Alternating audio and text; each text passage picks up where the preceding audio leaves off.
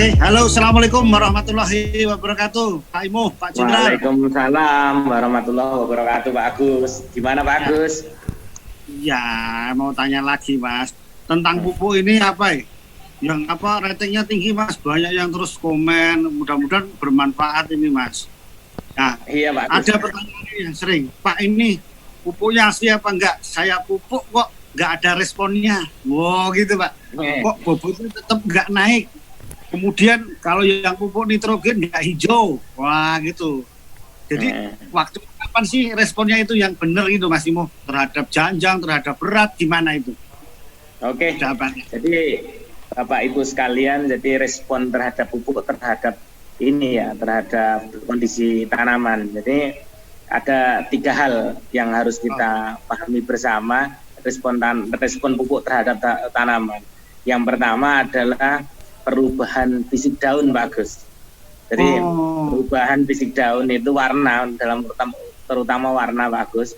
Kalau pupuk-pupuk yang ini, pupuk nitrogen, kemudian pupuk gliserin, pupuk pabrikan TSP, RP, SP36, mohon maaf. Jadi saya ulangi, SP36, TSP, terus kalium, itu dalam jangka waktu 1 bulan, itu udah nampak warna performa, warna daunnya, Pak Agus. Kan gitu, Pak. Iya. Kalau dia asli memang sudah nampak. Hanya 2 pupuk lain, yaitu pupuk dolomit sama pupuk RP, memang responnya agak pelan-pelan, Pak Agus.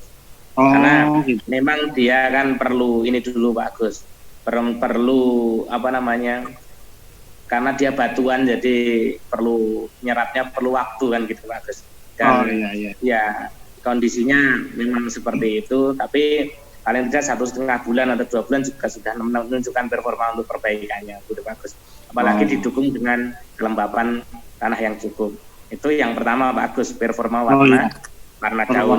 Nah, yang kedua itu adalah hubungannya dengan produksi, terutama rata berat tandan, Pak Agus.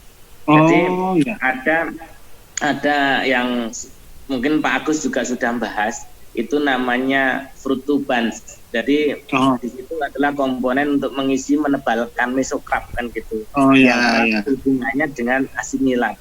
Jadi asimilat itu diproduksi tadi ketika daunnya sudah menghijau, klorofilnya tinggi, otomatis asimilatnya kan udah banyak, bagus. Nah, itu sudah akan menunjukkan beratan, dan itu jarak 3 bulan setelah kita aplikasi pemupukan, bagus. Itu berat tandanya udah berangsur-angsur naik. Cara mengeceknya sangat sederhana, Bapak Ibu petani semua maupun pekebun. Jadi misalkan bulan ini Bapak dengan pohon yang sama ambil aja berundulannya. Mungkin kan sebelum diaplikasi Bapak timbang dalam 1 kilogram itu ada berapa berundulan. Misalnya Pak Agus, pas pengamatan pertama dicatat ada 118 berundulan, kan gitu Pak Agus. Nah, bulan kedua juga diamati lagi dengan pohon yang sama. Ada berapa? 110 berundulan, berarti udah mulai bergerak, kan gitu. Bulan ketiganya kita amati lagi, ternyata dengan 100 berundulan sudah dapat 1 kilogram, kan gitu. Itu dengan pohon yang sama, jangan pohonnya ganti-ganti. Kalau pohonnya ganti-ganti yang nggak bisa menarik datanya. Nah, itu pupuknya apa itu, Mas? Pupuknya? Nah, kalau pupuknya apa? Kalau untuk rata berat tandan ini udah kesemuanya, Pak Agus, karena jangka waktunya sudah 3 bulan kan gitu, Pak Agus. Dan dia sudah partisi asimilat itu udah lebih maksimal kan gitu. Itu dalam waktu 3 bulan sampai dengan 6 bulan itu udah langsung ya kisaran 3 sampai 6 bulan ini udah nampak untuk peningkatan rata berat tandan kan gitu. Nah, dan yang ketiga ini Pak Agus agak jauh. Jadi ini jangan sampai bapak-bapak sama ibu-ibu pengkebun maupun petani semua jangan sampai salah paham ataupun gagal paham. Yang pertama, bahwasanya yang hubungan ketiga terhadap pupuk itu ada namanya mengubah bunga jantan menjadi bunga betina. Jadi itu paling cepat itu adalah 18 bulan, Pak Agus, sampai umur 24 bulan. Jadi ada sampai 2 tahun, 18 bulan sampai 2 tahun. Jangan sampai nanti kemakan promosi, pupuk ini bisa mengubah bunga jantan atau bunga betina dalam waktu 3 bulan, 6 bulan. Padahal yang keluar bunga jantan betina itu adalah proses paling cepat 18 bulan yang lalu kan gitu Pak Agus. Dan ini sering kejadian ini Pak Agus kan gitu. Iya. Nah, Mas itu semua unsur itu ya mempengaruhi yang tiga ya, tadi itu semua unsur. Jadi jangan sampai Bapak kadang-kadang kan juga ada yang nyampaikan, Pak saya sudah ngasih urea 4 kilo ternyata kok tetap bunga jantannya muncul kan gitu. Pak saya mau ngasih pupuk KCL-nya ini udah 4,5 kilo tapi kok juga tetap muncul. Nah tapi kan kita sudah selalu membahas bagus faktor-faktor yang mempengaruhi efektivitas pemupukan apa saja kan gitu.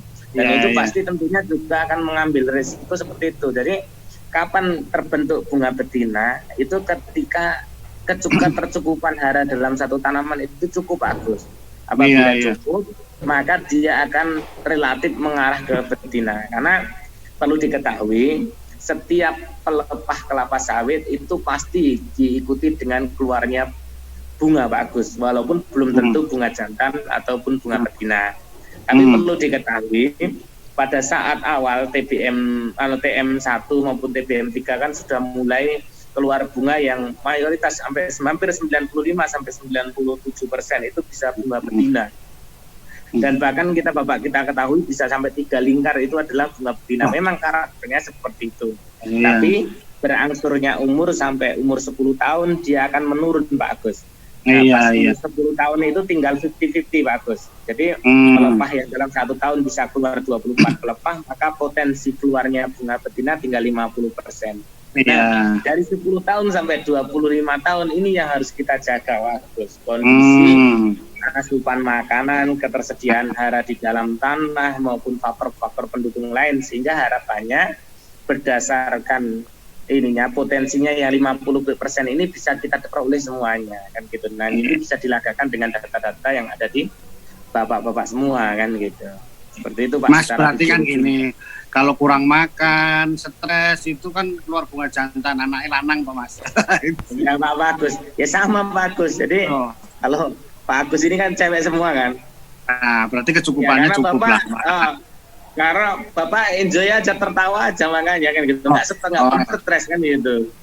Sampai nampak jelas anak pertama sampai kan laki-laki stres sampean.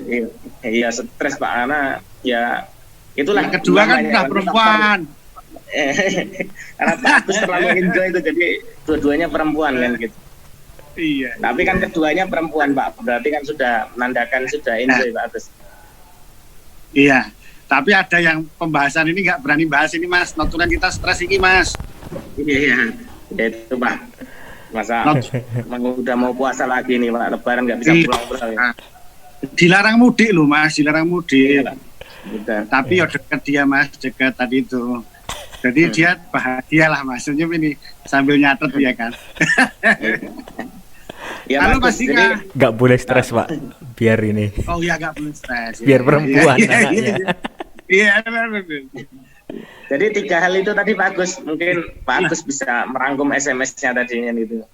Oh iya Mas, pokoknya pengaruh itu kan yang cepet tadi apa Mas, sebulan tadi yang untuk warna daun tadi kan nitrogen, kemudian yang lain, kemudian yang 3 bulan tadi yang memulai itu frutuban pengisian bobot apa tadi. Iya Pak, iya betul Pak. Yang faktor yang lama tadi yang 18 bulan tadi yang itu bisa mempengaruhi itu tadi bunga jantan maupun bunga betina.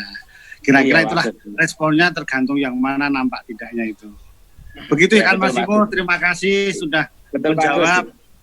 Kita pun tambah ilmu ini, seneng ini. Aduh, kapan pupuknya karena maunya itu ini loh Mas, pupuk itu ini saknyet. Wah, itu apa tuh? Dipupuk hari ini nanti sore udah panen udah pagi itu pengennya Mas ya kan, tapi yo harus sabar. Sabar Mas Dika ya kan. Gitu. Iya. Oke, terima kasih Pak Imo, Pak Jenderal Muayat, Mas Dika. Ini Pak Agus, sami-sami Pak Agus. Yes, sugeng dalu. Assalamualaikum warahmatullahi wabarakatuh. Waalaikumsalam warahmatullahi wabarakatuh.